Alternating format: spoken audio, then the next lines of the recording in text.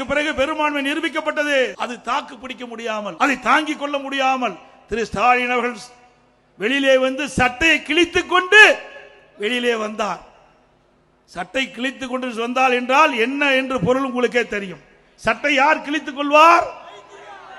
அதுதான். அதேபோல் 2026 சட்டமன்ற தேர்தலும் அதிமுக பெரும்பான்மையான இடங்களிலே வெற்றி பெற்று ஆட்சி அமைக்கும்.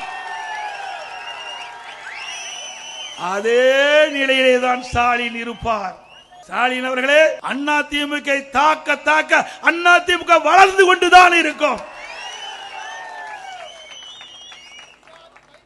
இன்றைக்கு ஆட்சி பொறுப்பேற்று 4.5 ஆண்டு காலம் நிறைவேற்று பெற்று விட்டது. இந்த 4.5 ஆண்டு திராவிட முன்னேற்ற கழக ஆட்சியில என்ன சாதனை படைத்தீர்கள் தமிழ்நாட்டு மக்களுக்கு சிந்தித்து பாருங்கள். அனைத்து இந்திய அண்ணா திராவிட முன்னேற்ற கழக ஆட்சியிலே கொண்டு வரப்பட்ட திட்டம், முடிக்கப்பட்ட திட்டத்தை தான் நீங்கள் ரிப்பன் வெட்டி திறந்து வைத்துக் கொண்டிருக்கிறீர்கள். வேற என்ன சாதனை செய்தீர்கள்?